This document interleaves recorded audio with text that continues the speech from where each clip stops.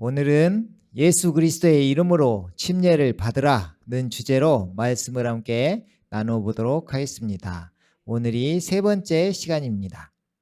사도행전 2장 38절에서 39절 말씀을 보면요.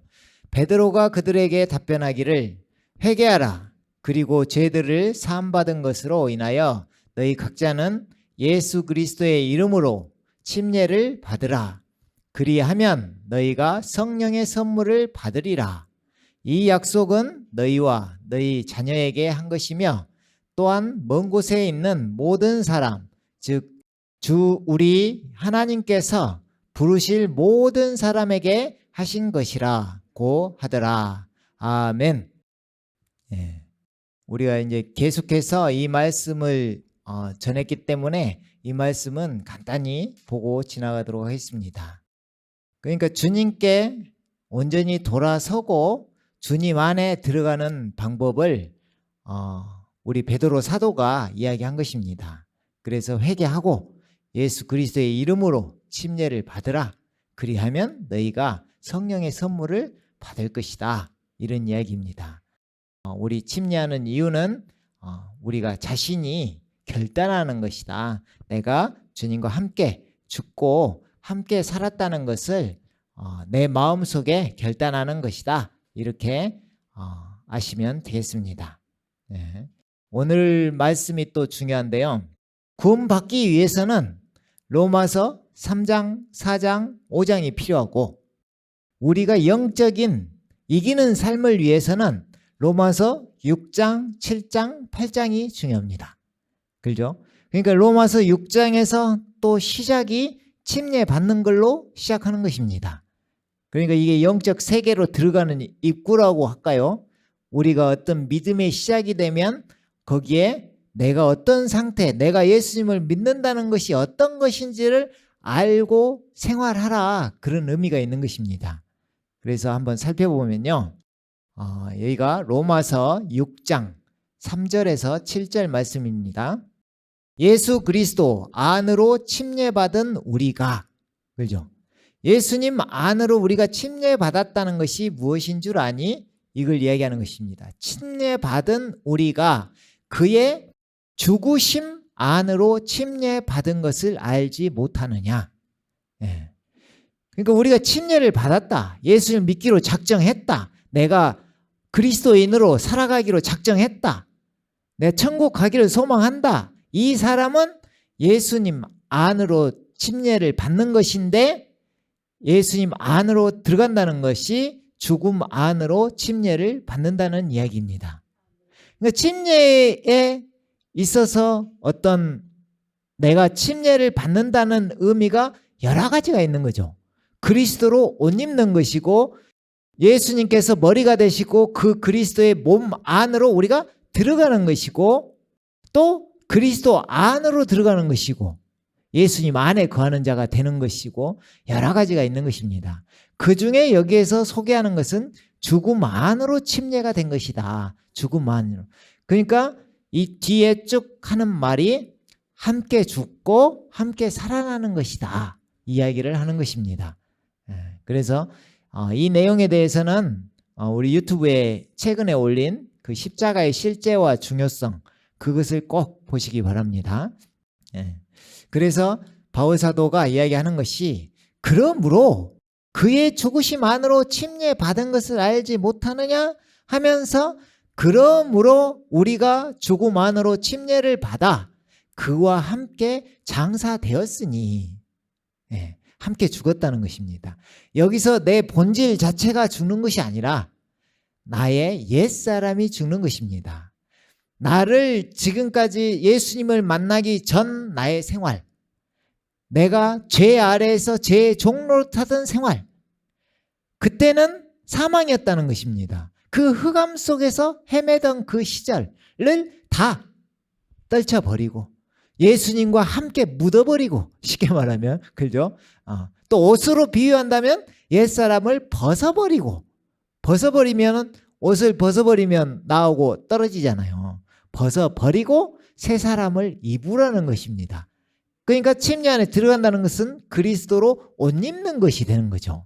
그리스도로 옷 입는다는 것은 새 사람이 된다는 것입니다. 새 사람. 우리 개인적으로 봤을 때는 새로운 피조물이 되는 것입니다. 새로운 피조물. 그러니까 이쪽에 관심을 가지면 이기는 자로 살 수 있고 승리하는 삶을 살 수 있는 것입니다.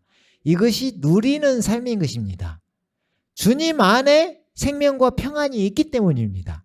그러니까 우리가 육적인 생각을 벗어버리고 영적인 생각을 함으로써 우리가 그 안에 들어간다는 것입니다. 그것을 누리면서 산다는 것입니다.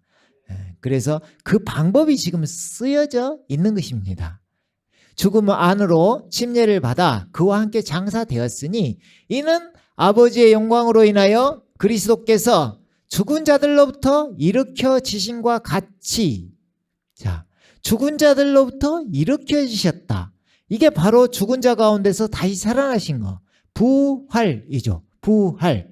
부활하심과 같이 우리도 또한 생명의 새로움 가운데서 행하게 하려 함이니라. 어떻게 보면 성경의 목적이 뭐라겠는가요? 생명이라 했죠. 생명을 얻게 하려 함이라. 지금 이 목적이 쓰여져 있는 것입니다. 생명의 새로움 가운데서 행하게 하려 함이라. 자, 이 생명으로 어떻게 들어가느냐? 그것이 함께 죽고 함께 산다는 의미입니다. 그죠? 함께 산다는 것이 함께 죽고 나의 것을 버리고 나의 옛사람을 버리고 새 사람을 입는다는 것인데 그 새 사람 안에는 새 생명이 있는 것입니다. 새 생명. 그렇기 때문에 이 새 생명으로 사는 것이, 자, 그렇다면 궁금하지 않나요? 이 새 생명이 무엇일까? 무엇일 것 같은 거예요? 이 생명이. 우리 안에 생명이 있어. 생명이. 우리가 생명 하시죠? 생명. 생명이 무엇일까요? 생명이. 우리 주 예수 그리스도. 그리스도께서 생명이신 거예요. 길이요 진리요 생명이신 주님. 부활 생명이신 주님. 그러니까 쉽게 말하면 나를 버리고 나의 옛사람을 버리고 새 사람으로 들어간다는 것은 내가 내 개인적으로 사는 것이 아니라 이제 주님 안에 들어가는 것인데 주님과 함께하는 삶을 산다는 것입니다. 근데 그 주님이 한데 이렇게 모으시는 거잖아요. 근데 그러니까 한데 산다는 의미는 나만 그 안에 사는 것이 아니라 한 명 한 명이 다 그 안에 들어와서 함께 단체적인 삶을 하게끔 주님께서 그렇게 만드셨다는 것입니다. 그것이 새 사람이라는 것이고 그 안의 생활이 새 생명 안에서 행하게 하려 함이라.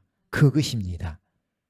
그러니까 쉽게 말하면 우리 눈에 보이는 걸로 설명하면 우리 공동체가 몸된 교회고 그 안에서 생명을 서로 나누면서 교제하면서 몸된 교회를 건축해 가면서 사는 생활이 생명이 넘치는 삶인 것입니다.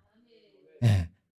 그러니까 이 삶을 관심을 갖고 계속 귀를 기울이고 새로운 피조물로서의 삶을 귀를 기울이고 내가 영적으로 계속 캐치하면서 살면 이 안에는 여러분이 무엇을 상상하든 그 이상의 것이 들어있다는 것입니다. 어마어마한 삶이 우리가 지금도 이렇게 막 기뻐하는데 더 큰 것이 있다는 것입니다. 그러니까 주님은 한정된 어떤 한 번 은혜 주고 너 은혜 받았으니까 그냥 적당히 살아라 이렇게 이야기하시는 분이 아니라 이분은 하나님이시잖아요. 하나님은 무한이잖아요. 영혼과 영혼이잖아요. 그러니까 그 안에는 어마어마한 보화가 숨겨져 있는 것입니다. 그래서 나를 조금씩 주님께 넘겨드리는 것이 그 축복의 통로로 들어가는 길입니다. 그 생명의 길을 걷는 것이고 생명의 빛을 얻는 것이고 그것입니다. 그렇기 때문에 우리가 이 부분이 엄청 중요합니다.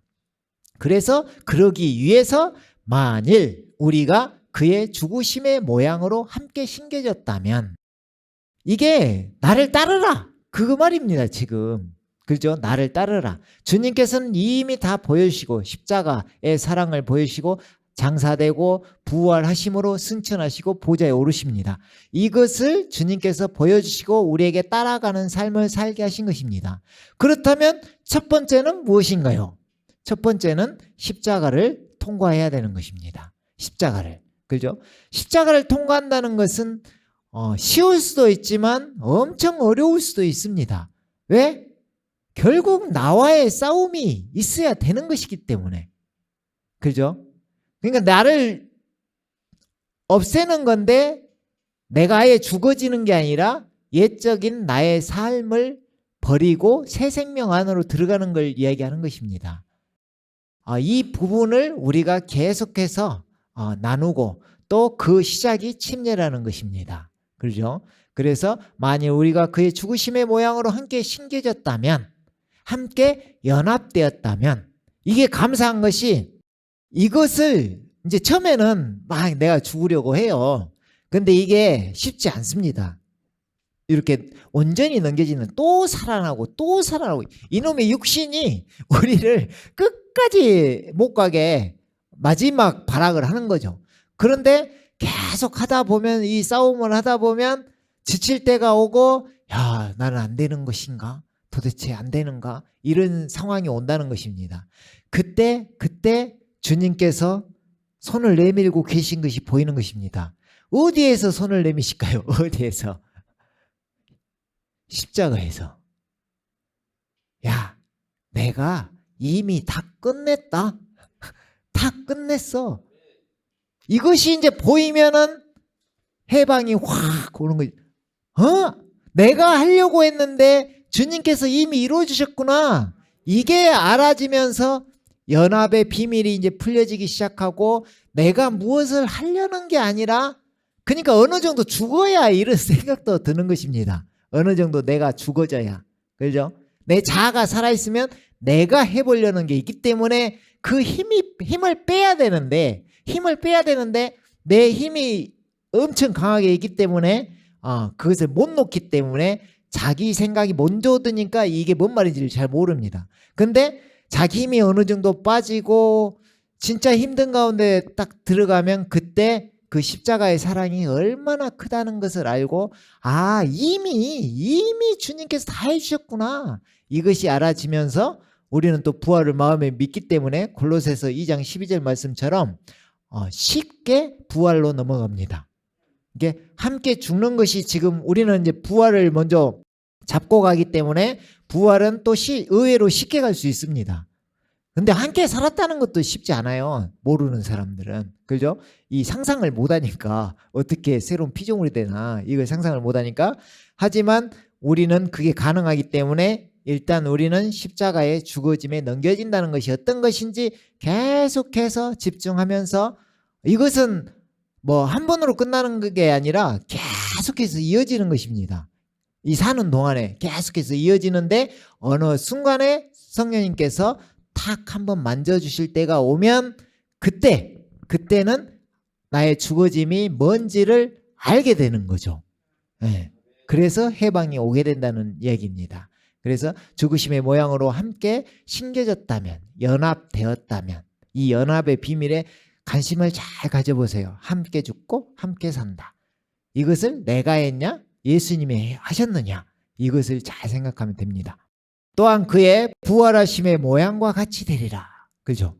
야, 이게 도대체 부활하심의 모양과 같이 된다는 것이 무엇일까? 이런 것에서 관심을 계속 우리는 가져야 되는 것입니다. 그리고 우리가 계속 하는 거고 이미 많이 했고 하기 때문에 우리가 집중하다 보면 자연스럽게 몸된 교회 안에서 우리가 건축되어져 가는 것입니다. 아멘. 예. 너무 걱정하지 마시고 귀 기울이면 이 축복이 지금도 누리는데 계속해서 누림이 있을 줄 믿습니다. 아멘. 자, 우리가 이것을 안 하니 곧 우리 옛사람이 그와 함께 십자가에 못 박힌 것은 죄의 몸을 멸하여 더 이상 우리가 죄에게 종노릇하지 않게 하기 위함이니라. 결국은 십자가에 못 박힌 것은 죄의 몸을 멸한다. 이 몸, 그러니까 우리 그림 설명한 검정 거 없애는 거, 그것이 중요한 것입니다. 그래서 죄의 몸을 멸하여 더 이상 우리가 죄에게 종노릇하지 않게 하기 위함이다. 이는 죽은 자가 죄로부터 자유롭게 되었기 때문이라. 이게 중요하죠. 죽은 자. 여기서 죽은 자는 지옥 갈 자가 아닙니다. 우리는 원래는 죽은 자였잖아요. 근데 여기는 다 믿는 자들입니다. 믿는 자들. 그죠? 믿는 자들이 주님과 연합하는 과정인데, 여기에서 죽는다는 것은 아까 죽으심의 모양으로 연합하는 사람을 이야기하는 것입니다. 그러니까 죽은 자가 죄로부터 자유롭게 된다. 우리 예전에 그걸 많이 했었는데, 이 다음 구절이죠. 이 구절을 많이 했죠. 그가 죽으심은 죄에게 단번에 죽으시며 그가 사심은 하나님께 사심이라. 이와 같이 너희도 너희 자신을 정녕 죄에게는 죽은 자요 예수 그리스도 우리 주로 말미암아 하나님께는 산 자로 여기라. 아멘. 이것을 장장 8시간에 걸쳐서 했었습니다. 이게 그렇게 중요하기 때문에. 이것이 이제 조금 있으면 유튜브에 올라갈 것입니다. 그러니까 그때 이제 지금 이제 카톡에 지금 살아있을지는 모르겠지만 그걸 보시던가 아니면은 이거 이제 올라가니까 조만간에 올라갈 것이니까 그거 또 집중해서 보시면 됩니다. 내가 어떻게 죽고 사는지에 대해서. 그래서 갈라디아 3장 25절부터 보면요. 좀 빨리 해보면 믿음이 온 후로 우리는 더 이상 지도교사 아래 있지 아니하도다.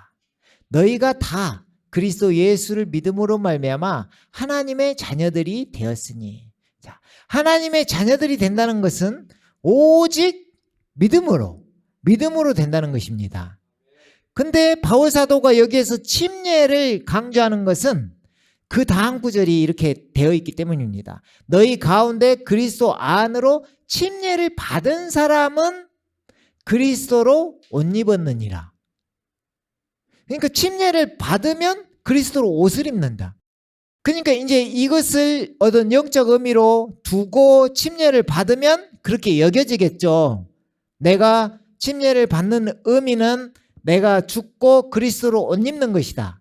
그러니까 우리가 그 침례 엊그저께 우리 받았을 때 그 한 몇 가지였나요? 한 7가지, 8가지 됐었죠. 그것을 우리가 인지하는 것이 엄청 중요한 거예요, 사실은. 내가 여기서 물속에 담겨진 것은 무슨 뜻이고 일어나는 것은 무슨 뜻이다. 이것을 알게 하는 거죠. 그래서 그것을 아멘하고 되어질 줄로 믿는다 하고 받는 거죠. 그죠?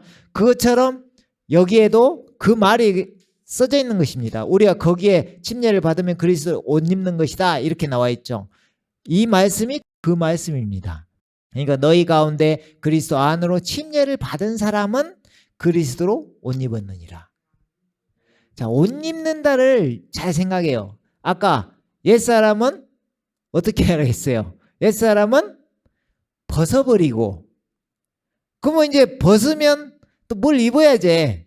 그죠? 옷 입는 건 그리스도로 옷 입는 것이다.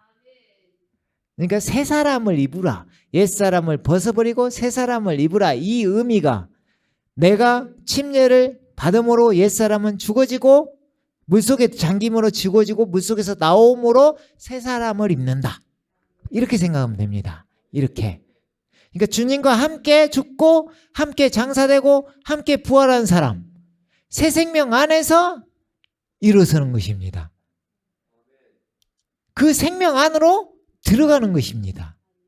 생명이 예수님이니까 예수님 안으로 들어가는 것입니다. 자, 이게 엄청나게 중요해요. 누가 구원받고 누가 휴거하고 누가 천국 가고 누가 상급받고 그럴까요? 다 예수님 안으로 들어간 사람입니다. 그러니까 예수님 안으로 들어가려면 뭘 해야 돼요? 옛사람을 벗어야 되는 거예요. 그죠? 나를 벗고, 그러니까 우리 쉽게 항상 하는 이야기, 세상에서 하나님께로, 나에서 예수님께로. 이것이 구원받는 길입니다, 이게. 그죠? 구원받는, 이제 믿음으로 받으니까 구원받는 길은 당연한 것이고, 누리는 길이고 상급받는 길이고 몸된 교회를 건축하는 길이고 그 몸된 교회 안에 들어가는 길이고 그리스도 예수님 안에 들어가는 것이 그만큼 중요합니다. 그 구절을 잘 설명해 놓은 구절이 이 구절이라는 것입니다. 너희 가운데 그리스도 안으로 침례를 받은 사람은 그리스도로 옷 입었느니라. 새 사람이 되었다는 거예요. 개인에서 단체로 넘어갔다. 그 뒤에 구절이 잘 설명해 주죠. 유대인이나 헬라인도 없고 종이나 자유인도 없으며 남자와 여자도 없으니 이것도 어떻게 보면 또 깨달아져야 돼요. 유대인이나 헬라인도 없다. 이 지금 세 사람 이야기 하거든요. 세 사람 이야기. 이는 너희 모두가 그리스도 예수 안에서 하나이기 때문이라. 그죠? 하나. 이 하나라는 말이 한 몸 안으로 우리가 침례해서 들어가는 건데 이게 쉽게 말하면 주님께서 흑암의 권세에서 사랑의 아들의 나라로 옮겼느니라 그러잖아요. 우리를 그리스도인으로 하나님의 자녀로 구별되어서 구원해 주신 거잖아요. 흑암에서 세상에서 건져주신 거죠. 이 건져주셨다는 의미가 이 세상의 어떤 방식으로 사는 것이 아니라 건짐 받은 사람은 하늘의 방식으로 사는 거예요. 그러니까 딴 어떤 영적 세계에서 삶을 사는 거예요. 그러니까 어떤 유대인이나 헬라인도 없고 종이나 자유인도 없고 차별이 없고 빈부격차가 없고 모든 것이 세상 것은 없는 상태. 남자와 여자도 없고 세상에는 남자 여자도 없네. 남자 여자도 없고 종이나 자유인도 없고 이것이 깨달아지면 뭔가 내가 지금 들어가려고 하는 하나님의 나라에서는 지금 일은 자체가 없구나. 이런 것들 우리 인간사는 맨날 그러잖아요. 너 월급 얼마 받냐? 아니면 뭐 몇 평에서 사냐? 아니면은 뭐 너는 어디 나라 사람이냐? 너는 뭐 이렇게 별 이야기 다 하잖아요. 그래가지고 그걸 따지잖아. 그게 이 세상의 방식이고 하늘의 방식에서는 그런 것이 아니라 제일 좋은 사람이 뭐예요? 죽음에 넘겨지고 예수님 안에 들어간 사람. 그 사람이 새 사람인데 새 사람 안에 들어가기만 하면 차별이 없다. 쉽게 말하면 이제 아버지 입장에서 아이고 내 왕자님, 내 공주님 하잖아요. 그죠? 누구는 이쁘고 누구는 안 이쁘고 그런 거 없다. 다 이쁘다. 쉽게 말하면. 그러니까 거기 안에 들어간다는 것은 어떻게 보면 주님 안에서 모든 것을 가진 자가 되는 것이다. 그죠? 그러니까 그 안에 들어가는 것이 엄청 중요하고 그 안에 들어가면 실제로 누림이 일어나는 거예요. 은혜가 넘치는 것이고 충만함이 넘치는 것이고 실제로 그런다는 거예요. 실제로. 그죠? 그러니까 그 안에 나를 넘긴다는 의미가 이미 넘어갔으나 우리가 그러잖아요. 상속자들이나 그것을 어린아이일 때는 종이나 다름없다. 그 말이잖아요. 지금 종이나 자유인이나 그 안에는 없는데 어린아이일 때는 아직도 세상 것에 눈이 있어서 종로를 탄다 이 말이에요. 그죠? 그러니까 여기로 온전히 이미 옮겼으니까 그러므로 옛사람을 벗어버리고 새 사람을 입으라 이런 의미가 있는 거죠. 그죠? 나를 계속 넘긴다는 것이 무엇인지 이렇게 우리가 집중하면서 거기에 넘기면 넘길수록 자신들을 넘기면 넘길수록 큰 축복이 임한다는 것을 꼭 아시기 바랍니다. 아멘. 그래서 그리스도 예수 안에서 하나이기 때문이다. 한 몸된 교회 안에. 자, 몸된 교회를 다른 말로 하면 뭐예요? 공동체. 그죠? 우리는 어떤 공동체 안에서 몸된 지체들로 한 명 한 지체들로 그 안에 속해서 지금 이 생활을 하고 있는 거예요. 그죠? 그것이 또 엄청 큰 은혜인 줄 믿습니다. 그래서 그 사람들 간에 서로에게 은혜가 되고 은혜를 끼치고 또 몸된 교회를 건축하고 자라나고 이런 것이 함께 하고 있는 것입니다. 우리가. 그것이 주님께서 하라고 하셨던 내가 너희를 사랑한 것 같이 너희도 서로 사랑하라. 그것이 이루어지는 것입니다. 그러니까 예수님께서는 제일 좋아하는 사람이 누굴까요? 그 말을 잘 듣는 사람. 그렇죠? 그러니까 그 계명을 지킨다는 것은 서로 사랑하는 것이 최고인 것입니다. 그러니까 우리가 그 안에서 건축하는 것이 중요한 줄 믿습니다. 너희가 그리스도의 것이면, 자, 이 앞에 이야기한 것이 이제 그 이야기죠. 그리스도의 것이 된다는 이야기입니다. 그리스도의 것. 내가 누구의 것이냐? 그리스도의 것. 그리스도의 것. 됐죠? 하면 이 사람은 너희는 아브라함의 씨요 약속에 따른 상속자들이니라. 아멘. 아브라함의 씨라는 말이 구원받는 이야기고 모든 게 다 있는 거예요. 그러니까 다른 말로 쉽게 말하면 아브라함의 자손이에요. 자손. 아브라함의 구약에서 아브라함의 자손을 생각해 봐요. 어마어마한 축복을 받죠? 그 축복을 다 받는다는 것입니다. 그죠? 약속에 따른 상속자들이다. 상속자들이 유업을 잇는 자들, 보상받는 자들 그 이야기입니다. 예. 자, 그래서 베드로전서 1장 3절 5절을 보면요. 우리가 거듭나는 거 있잖아요. 거듭나는 거. 이것을 우리가 복음적으로 예수님께서 죽었다, 살았다. 분명히 죽으셨는데 살아나시는 거예요. 그것을 보고 믿는 자는 거듭나는 거예요. 하늘로부터 다시 난 자가 되는 거예요. 이게 영적으로 믿음으로 구원받는 길이죠. 구원받는 길이죠. 자, 이것을 우리가 이제 거듭남이라고 했는데 이것을 침례로 생각해 보세요. 침례로. 그러면은 이게 함께가 이제 침례는 연합이니까, 침례는 연합이에요. 연합이니까 함께가 적용되기 때문에 함께 죽고 함께 살았다가 되잖아요. 그러니까 예수님께서 2000년 전에 함께 죽으실 때 우리가 죽어지면 넘겨진 것이고 함께 살아나실 때 다시 태어난 거예요. 다시 태어난 거. 그러니까 이것을 다른 시선으로 보면 죽은 자들로부터의 예수 그리스도의 부활로 인하여, 그죠? 부활로 인하여 우리를 거듭나게 하사 산 소망을 갖게 하셨으며, 이 말, 이 거듭나게 하셨다는 말, 우리가 믿음으로 거듭납니다. 하지만 이것을 침례로 생각해 보면 거듭나는 것이 함께 죽을 때 죽어짐에 넘겨지는 것이고, 물에서 나올 때 성령님 안에서 내가 새로운 영으로, 영이 새롭게 다시 태어나는 것이다. 이게 거듭남이라는 것입니다. 그러니까 부활하게 하심으로 말미암아 우리를 거듭나게 하사, 이 의미가 그 의미도 있다는 이야기를 드리고 싶은 것입니다. 예. 이해 가시죠? 그러니까 육으로 난 자가 하늘로부터 나는데 이게 믿음으로 되는 것이고, 이게 침례를 통해서 내가 육으로 난 자가 또 하늘로부터 난 자로 다시 태어나는 그 경험을 하는 것을 이야기하는 것입니다. 예. 그죠? 그러니까 이게 영적인 것과 실제적인 것이 있다는 것을 아시고, 예. 영적인 것이 크죠. 그죠? 예. 그래서 그 믿음으로 그렇게 된다는 것이고, 또 함께 연합함으로 그렇게 되는 것이다. 죽고 다시 태어난다. 자, 이때 거듭남 하면 이걸 잘 생각해야 돼요.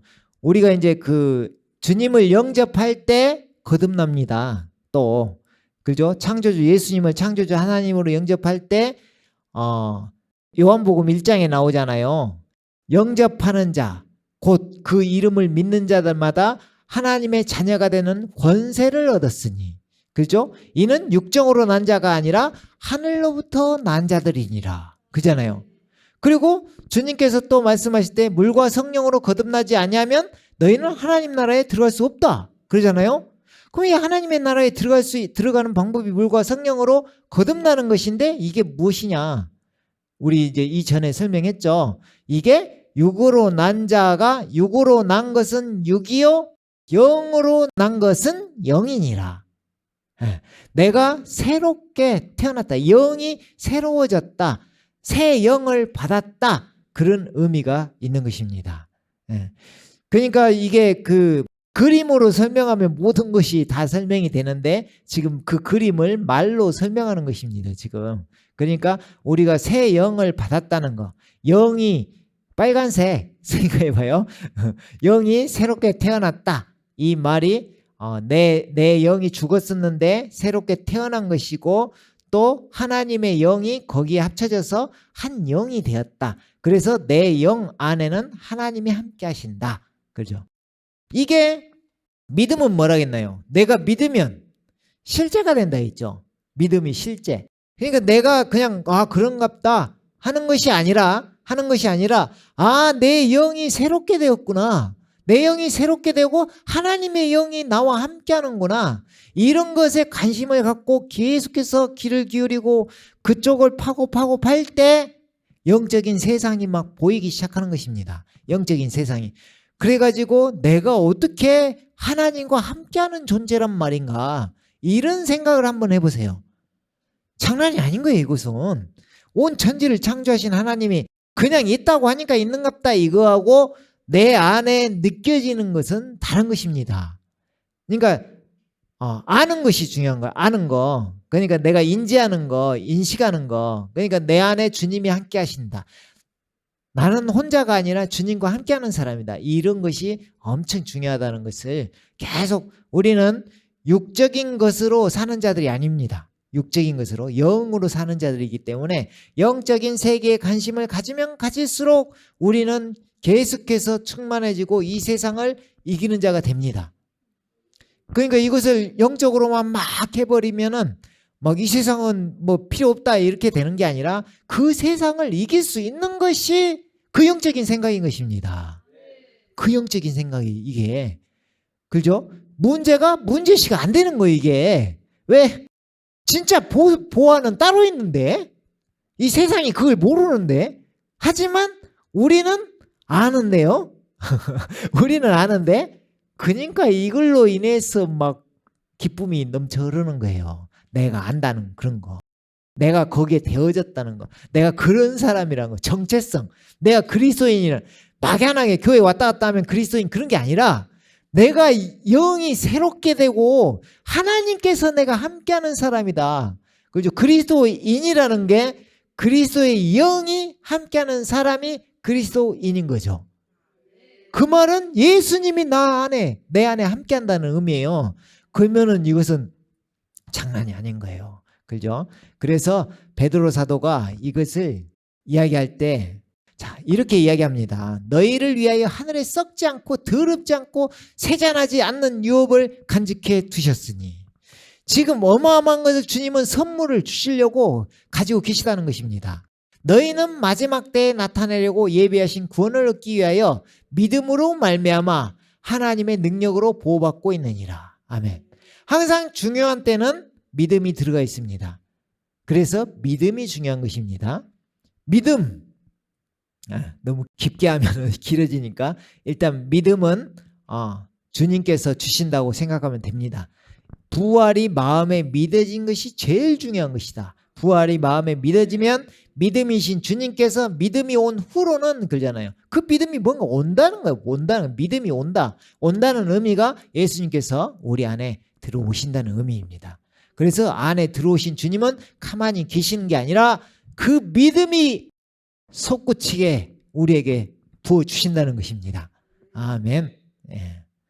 그래서 이것을 거듭남의 비밀을 안 베드로 사도가 이 거듭난 것이 얼마나 대단한지 아니 하면서 이야기하는 것이 지금 23절부터 25절인데요. 너희가 거듭난 것은 썩어질 씨로 된 것이 아니라 썩지 아니할 씨로 된 것이니.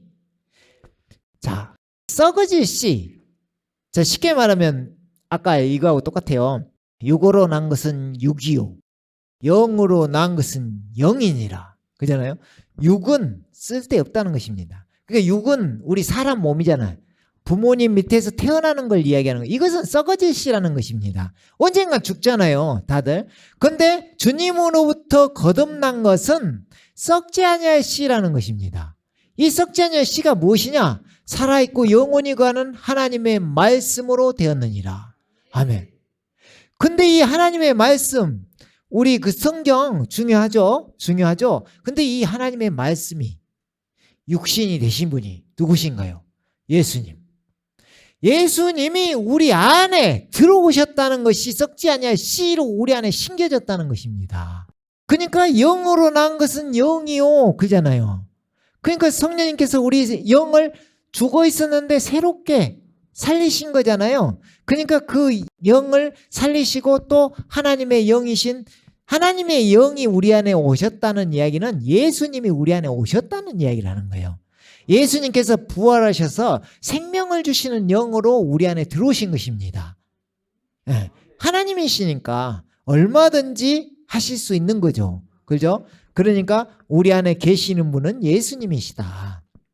그래서 이는 모든 육체는 풀과 같고 사람의 모든 영광은 풀의 꽃과 같으며 풀은 마르고 꽃은 져도 주의 말씀은 영원토록 남아있음이라. 이것이 너에게 복음으로 전해진 말씀이니라.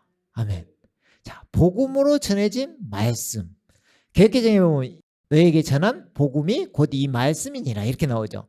그러니까 복음이라는 게 말씀하고 연관이 있는데 말씀은 무엇이라 했나요? 말씀이 육신이 되신 분, 우리 주 예수 그리스도. 복음은 무엇인가요? 우리 주 예수 그리스도. 다 무엇인가요? 우리 주 예수 그리스도. 예수님. 모든 건 예수님. 그러니까 세상에나 예수님께서 그러셨죠. 새 사람을 만드시면서 나는 그리스도는 모든 것 안에 계시고 모든 것이니라 그러잖아요. 모든 거예요. 모든 거 그리스도께서. 그죠? 이분이 우리 안에 계신다. 이것이 어마어마한 것입니다. 그러니까 예수님을 우리는 알면 알수록 예수님께 깊이 있게 가면 갈수록 우리는 충만함을 느낄 수 있는 것입니다. 아멘. 그래서 바울 사도가 에베소에서 복음 선포를 하는 장면이 나오는데요. 이게 사도행전 19장 2절에서 5절이에요. 자, 그들에게 이제 이야기합니다. 너희가 믿은 후에 성령을 받았느냐? 그러니까 우리는 성령이 있다는 것조차 듣지 못하였나이다 하니까 그러면 무슨 침례를 받았느냐? 지금 우리 주제가 침례잖아요. 그러니까 침례에 연관된 말씀을 지금 드리는 거예요. 그러면 무슨 침례를 받았느냐? 요한의 침례이다. 그런 거예요. 요한의 침례. 자, 이 요한의 침례를 받은 지금 다른 제자들입니다. 그죠? 근데 바울이 지금 복음을 전하면서 다시 침례를 주는 것입니다. 그죠? 바울이 말하기를 요한은 정녕 회개의 침례로 침례를 주면서 백성들에게 자기 뒤에 오실 예수님께 회개하라. 천국이 가까이 왔느니라. 그러면서 회개의 침례를 줬다는 것입니다. 요한은. 이것은 이제 침례 요한이죠. 그죠? 그러면서 예수님을 전했는데 바울 사도가 그걸 다시 이야기해 주면서 곧 그리스도 예수를 믿어야 한다고 말하노라. 그죠? 예수님을 믿어 이야기를 하는 거죠. 그래서 그 예수님을 믿어야 한다고 말하노라 하니 그들이 이 말을 듣고 그러면 이제 믿었겠죠. 그리고 나서 침례를 받는 것입니다. 근데 이때 침례 받을 때 어떤 이름으로 받느냐? 주 예수의 이름으로 침례를 받더라. 그런 것입니다. 그러니까 예수님의 이름으로 최종적으로 침례를 받아야죠. 그러니까 이제 제가 다시 저도 받은 이유가 그런 것입니다. 예전에 안 받은 게 아니잖아요. 약식세례든 어쨌든 받긴 받았잖아요. 근데 그때는 제 안에는 그런 게 전혀 없었어요. 이런 생각 자체가 내 안에는. 그죠? 그러니까 쉽게 말하면 요한의 세례를 내가 받았는지 예수님의 이름으로 침례를 받았는지 이런 개념이 전혀 없었다는 거죠. 내 안에. 그래서 여기에서 바울 사도도 너희가 요한의 침례를 받았냐? 그러면 너희 다시 예수님의 이름으로 침례를 받으라. 그 말을 하는 것입니다. 그러니까 우리가 그럼 침례를 몇 번 많이 받아도 되나? 이런 생각을 가질 수 있는데 참된 깨달음 후에 침례를 다시 받아도 된다는 말씀이 이 말씀인 것입니다. 그죠? 내가 예수님 이름을 잘 모르고 받았다면 예수님 이름을 바로 알고 받는 것도 중요하다는 얘기입니다. 예. 그래서 우리는 부활을 통해서 부활하신 예수님을 만나고 성령님이 임했습니다. 임했는데도 또 예수님 이름으로 침례를 받을 수 있는 것입니다. 아멘. 그러니까 여기서 바울 사도가 이제 침례를 받고 나서 이렇게 안수를 하거든요. 안수를 하는데 이때 성령님께서 그들 위에 또 임하십니다. 그러니까 이게 예수님이 우리가 이제 성령에 대해서 저번에 좀 이야기했지만 우리 안에 이렇게 오시는 거하고 또 엄청 성령님의 역사가 일어나는 거, 성령의 은사라든가 어떤 역사가 일어나는 것을 분리하기도 합니다. 그러니까 이것을 제가 이제 설명을 하려면 여러분들 헷갈릴까봐 내가 이야기를 안 하는 것이고, 정확히 따지면 여기에는 써지길 그들 위에 임하신다고 하시는 거예요. 그러니까 어떤 그 성령님께서 역사하시는데 그 밖에서 역사하시는 성령님이 계시는 거예요. 같은 분이에요. 내 안에서 역사하시는 분이나 밖에서 역사하시는 분 같은 분이신데 보통 사도행전에서 사도들이 안수해서 이렇게 받는 성령님은 대부분 다 밖에서 역사하시는 성령님. 쉽게 말하면 내 안에 성령님이 계시는데 내 성령님께서 더 큰 역동적으로 나를 일으키시는 성령님. 그러니까 우리가 성령 침례를 받는다 하면은 어떤 성령님의 은사를 받고 어떤 큰 능력이 임하기도 하고, 능력이라는 걸 막 어떤 막 레이저 쏘고 막 이런 걸 생각하지 마시고 엄청난 충만함이라든가 이런 것이 나에게 임하는 걸 이야기하는 것입니다. 성령의 은사라든가, 그죠? 그런 거, 또 병 고치는 은사도 있을 수 있고 그런 것들이 일어날 수 있다는 이야기입니다. 꼭 내 안에 성령님 꼭 안 받은 것처럼 내 안에 성령님이 임해야지 이런 말이 아니라는 것입니다. 쉽게 말해서 어떤 큰 역사를 주실 때 침례를 받으면 그것이 또 일어난다는 이야기를 하는 것입니다. 예. 자, 바울 사도도 마찬가지입니다. 바울 사도가 사도행전 9장에도 나오고 22장에도 나옵니다. 이것이 똑같은 장면이 설명되어 있거든요. 바울 사도가 어떻게 예수님을 만났고 침례를 받고 그런 과정이 써져 있는데요. 사도행전 9장을 한번 봐볼게요. 거기에 17절부터 봐보면 아나니아가 있습니다. 아나니아. 예수님께서 세우셨잖아요. 아나니아에게 이제 바울이 오면 네가 이렇게 저렇게 해라 이렇게 지시한 것입니다. 그러니까 아나니아가 길을 떠나서 그 집에 들어가 이제 바울이 있는 그 안에 들어가서 그에게 안수하며 말하기를, 그죠? 그러니까 제자들끼리 이렇게 어떻게 보면 이게 몸의 교통이라고 볼 수 있습니다. 우리가 몸된 교회라고 했잖아요. 이 몸된 교회 안에 한 명씩 이렇게 집어넣는 거잖아요. 이렇게. 이게 침례로 한 몸 안으로 들어가는 거잖아요. 그런 의미도 있는 것입니다. 그러니까 우리가 침례를 받는다는 것은 한 몸 안에서, 한 공동체 안에서, 몸된 교회 안에서 함께 살겠습니다. 이런 의미가 있다는 것입니다. 그러니까 이제 아나니아가 가서 형제 사울아, 주 곧 네가 오던 길에서 너에게 나타나신 예수께서 나를 보내셨으니 이는 너로 보게 하시며. 자, 지금 안수하면서 바울 사도가 지금 눈이 멀었잖아요. 빛이 너무 강하게 봐버려가지고 지금 눈이 감긴 상태예요. 근데 그걸 뜨게 하는 것입니다. 너로 보게 하시며 성령으로 충만케 하려 하심이라. 자, 여기서도 성령님이 어떤 임하고 이런 게 아니라 충만케 하시는다는 의미가 있죠. 그렇게 하니 즉시 그의 눈에서 비늘 같은 것이 떨어지면서 보게 된지라.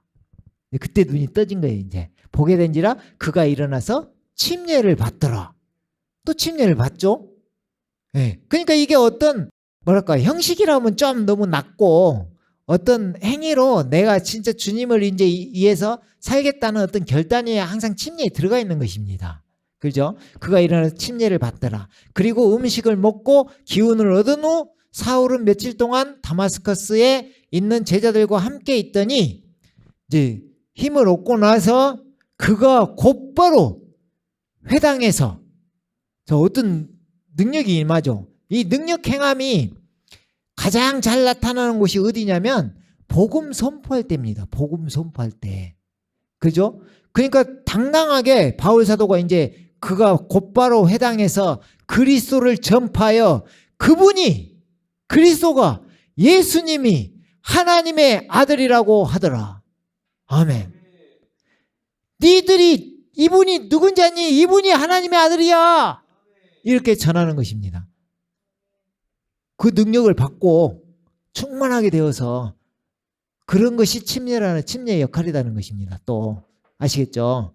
그러니까 어떤 내가 성령이 있고 없고 이런 문제가 아니라 어떤 큰 능력을 받는, 또 내가 각오를 하면 사람들이 우리 봤죠? 침례 받고 나니까 말하는 게 담대해졌잖아요. 그런 거 그렇죠? 담대하게 복음을 선포하면서 나갈 수 있는 것입니다. 그래서 이제 이것이 또 사도행전 22장 16절에도 똑같이 아나니아가 이야기하는 거죠. 이제 무엇을 주저하느냐? 일어나서 침례를 받으라. 그러니까 그리고 주의 이름을 부름으로써 너의 죄들을 씻으라. 그런 거죠. 그러니까 어떤 이게 내가 그것을 함으로 인해서 쉽게 말하면 어떤 옛사람을 벗는다 의미잖아요. 그러니까 뭘 털어버리는 그런 거. 털어버리고 죄들도 털어버리고 이제 그런 결단을 하는 거죠. 그리고 나서 물에 잠겨서 그것을 쏙 빼버리고 일어나서 새로운 사람으로 내가 산다. 새 사람이 된다. 그런 의미가 있는 것입니다. 예. 자, 이게 중요한데 이제 그러면 왜 예수님의 이름으로 침례를 줄까? 그죠? 성경에 지금 여기가 마태복음 28장인데 여기에 아버지와 아들과 성령의 이름으로 침례를 주며 이렇게 나와 있잖아요. 근데 왜 예수님의 이름으로 줄까? 이것을 한번 잘 살펴보기 바랍니다. 이전 이제 영상에서도 우리가 보긴 봤죠. 근데 그때는 깊이 있게 못 봤을 거니까 다시 한번 보면 마태복음 28장 18절부터 볼게요. 그 후에 예수께서, 자, 예수님이 나타나십니다. 예수께서 그들에게 오셔서 일러 말씀하시기를, 자, 이 구절이 엄청 중요합니다. 예수님께서 이야기를 해요. 뭐라고 하시냐? 하늘과 땅에 있는 모든 권세를 나에게 주셨도다. 자, 뭐라고요? 모든 권세를 나에게 주셨도다. 누구? 예수님. 예수님이 그러니까 하늘과 땅에 있는 모든 권세를 가지신 분이에요. 그분이. 그죠? 그분이. 그래 놓고 예수님께서 하시는 말씀이 그러므로, 그죠? 내가 모든 권세를 가졌기 때문에 그러므로 너희는 가서 모든 민족들을 가르치고 아버지와 아들과 성령의 이름으로 침례를 주며 이러죠. 근데 이 이름으로잖아. 이름으로. 근데 아까 이 앞전은 다 뭔 이름인가요? 예수 그리스도의 이름으로, 주 예수의 이름으로, 예수님의 이름으로, 다 예수님의 이름이죠. 자, 여기에 이름도 단수라는 것입니다. 단수라는 말은 하나를 이야기해. 하나. 그죠? 쉽게 말하면 여기에서 아버지도 예수님이시고 아들도 예수님이시고 성령님도 예수님이라는 이야기입니다. 이름이 하나의 이름이. 근데 그 이름이 뭐예요? 그 앞에 예수님께서 모든 권세를 나에게 주셨도다. 그 권세를 가지신 분이 누구예요? 예수님. 근데 그 권세, 그 이름으로 침례를 주라는 거예요. 그 말이에요. 그러니까 아버지의 이름도 예수님이고 아들의 이름도 예수고 성령의 이름도 예수님이라는 의미입니다. 네. 그죠? 우리가 이제 이걸 또 말로 다 풀려면 풀 수 있죠. 이사야 9장 6절부터 시작해서 영존하신 아버지께서 이 땅 가운데 오신 분이 예수님이시잖아요. 이런 식으로 다 그분이라는 의미를 이야기하고 있는 것입니다. 성령님도 마찬가지죠. 아들은 당연히 예수님이고 성령님은 지금 주님께서 부활하셔서 우리 안에 계시는데 어떻게 계시느냐? 생명을 주시는 영으로 계시다는 것입니다. 다 이야기 되죠. 그러니까 그 이름은 예수님이 맞다. 예수님 맞다. 그래서 단수. 그리고 그 위에 예수님. 그러니까 모든 권세를 가지신 예수님을 의미한다.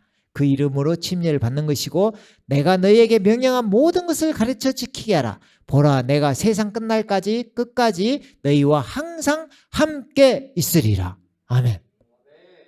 지금 우리와 연합되어서 함께 계시지만 우리 안에 실제로 생명이신 성령님으로 함께하는 것입니다.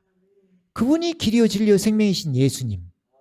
항상 함께 하신다. 아시겠죠? 그러니까 이 말은 침례를 받으면 우리와 항상 함께 한다는 거예요. 그리스도 예수님 안으로 우리가 들어가는 걸 침례라고 이야기하는 것입니다. 아시겠죠? 예. 자, 그것뿐이냐? 아니죠. 베드로 사도가 사도행전 4장 10절에서 이렇게 이야기합니다. 베드로 사도하고 요한 사도가 부활하신 예수님을 이제 만나고 이 사람들이 엄청난 파워를 얻은 것입니다. 지금 성령님이 임하고 하니까 막 능력이 임해서 이 사람들이 이제 걸어가는 것이 완전히 인간 복음 선포자죠. 가면서 이제 막 이렇게 하는데 우리 많이 들었듯이 성전 미문 앞에 안전뱅이가 항상 있는 것입니다. 거기에 일어서지 못하는 평생을 태어날 때부터 안전뱅이 그게 앉아 있는 것입니다. 그러니까 베드로가 이제 그 앞에 딱 요한하고 딱 서가지고 베드로가 딱 그 안전뱅이를 일으키는데 지금 이게 어떻게 보면 부활하신 예수님 만난 후에 최초로 지금 역사하는 이 과정이죠. 이때 무엇으로 어떻게 일으키느냐 이것이 엄청나게 중요한 것입니다. 베드로가 사도가 이렇게 하죠. 은과 금은 나에게 없으나 내가 가진 것을 내게 주노니 나사렛 예수 그리스도의 이름으로 일어나 걸으라. 아멘. 이렇게 한 것입니다. 이름으로 일어나라. 이름. 그냥 예수님의 이름이 엄청 중요하다 했잖아요. 이름으로. 지금 모든 걸 뭘로 했어요? 침례도 뭘로 받고? 이름으로. 예수님의 이름이 도대체 어떤 분이시길래 예수님의 이름이 이걸 원어로 해석을 해도 여호와는 구원이신 분이 예수님의 이름입니다. 예호수아, 예수스, 예호수아, 그죠? 구약에 보면 여호수아 이게 예수님의 이름입니다. 이름, 그죠? 그렇기 때문에 여호와는 구원이시다. 그리고 또 자기 백성을 죄에서 구원할 자이심이라, 그죠? 거기에 임마누엘 하나님이라는 이름이 다 들어있는 것입니다. 그렇기 때문에 그 이름이 엄청 중요하죠. 그래서 우리가 선포기도나 이런 거 할 때 예수님 이름으로 하는 것이 엄청 중요하고 기도할 때도 다 예수님의 이름으로 기도하잖아요. 그만큼 예수님의 이름이 엄청 중요한 것입니다. 그래서 그 안전뱅이를 일으킨 것도 예수님의 이름으로 일으킨 것입니다. 예수님의 이름으로. 자, 그래서 그러고 나서 체포됩니다. 이제 예수님을 부활하신 예수님 전하고 다니니까 그러고 나서 감옥에 가서 이제 베드로가 그 사람들 앞에 또 서서 이야기하는 것입니다. 이 장면이. 자, 4장 10절부터 보면요. 너희 모두와 이스라엘 모든 백성은 알지니 너희가 십자가에 못 박았고 하나님께서 죽은 자들로부터 살리신 나사렛 사람 예수 그리스도의 이름으로. 자, 아까 성전 미문에 앉은 그 안전뱅이가 니들이 뭔 능력으로 지금 이 사람을 일으켜 세웠느냐 이렇게 물어보는 것입니다. 지금 바리새인들이 또. 그러니까 거기에 베드로 사도가 이야기하는 것이 나사렛 사람 예수 그리스도의 이름으로 곧 그분으로 인하여. 자, 여기 이름으로란 말이 어떤 거하고 똑같은 말인지 이제 나왔죠. 자, 이름이라는 거 예수님이에요. 예수 그리스도의 이름으로 자, 곧 그분으로 인하여. 예수님의 이름이 함께하는 곳에는 실제로 예수님이 함께하는 것입니다. 아멘. 지금 예수님이 일으켰다는 이야기를 하는 거예요. 이름으로 일으켰는데 예수님이 그분으로 인하여 그분으로 인하여 이 사람이 온전하여져서 여기 너희 앞에 서게 되었느니라. 그런 거예요. 예수님 이름이 어마어마하죠? 그렇죠? 자, 이제 그 뒤에 더 어마어마한 이야기를 합니다. 베드로 사도가. 이분은 너희 건축자들이 쓸데없다고 제쳐놓은 돌이었지만, 죽여버렸잖아요. 너희가 버려버렸잖아요. 돌이었지만 모퉁이의 머릿돌이 되었느니라. 예, 기초석이 되었다는 거예요. 모든 건물에는 머릿돌이 필요한데 그 머릿돌은 가장 튼튼한 반석으로 놓는 거예요. 그 위에 우리가 집을 짓는 것이거든요. 우리 몸된 교회도 지금 우리 그 예수님께서 모퉁이돌이 되시고 기초가 되시고 우리가 몸된 교회를 건축하는 거예요. 지금 현재도 마찬가지고. 그래서 모퉁이의 머릿돌이 되었느니라. 그러므로 다른 이에게는 구원이 없나니. 구원이 없어. 그러니까 모든 건 예수님의 이름으로 해야만이 효과가 있고 구원이 있고, 이는 하늘 아래서 우리가 구원을 받을 수 있는 다른 이름을 인간에게 주신 적이 없음이라. 왜 예수님 이름으로 해야 되는지 알겠죠? 다른 것은 없어요. 없어. 오직 누구? 오직 누구? 예수. 예수님 이름. 예수님, 예수님, 예수님, 예수님. 모든 것은 예수님, 예수님. 예수 그리스도의 이름으로 곧 그분으로 인하여 이 사람이 온전하여 졌느니라. 아멘. 그죠? 네, 이제 마쳤는데, 여기 뒤에 저번에 이거 느낌만, 우리 골로새서 2장도 마찬가지로 그랬잖아요. 그분 안에서 머리이신 그분 안에서 온전하게 되느니라. 아멘. 그 말 똑같죠 지금. 그죠? 모든 건 그분 안으로, 그분으로 인하여, 나사렛 사람 예수 그리스도의 이름으로, 그분으로 인하여 모든 것은, 구원도 그분으로 인하여, 침례도 그분으로 인하여, 기도도 그분의 이름으로, 다 그분의 이름으로. 그만큼 예수님이 중요하신 것이고 그 이름이 중요한 것입니다. 아멘.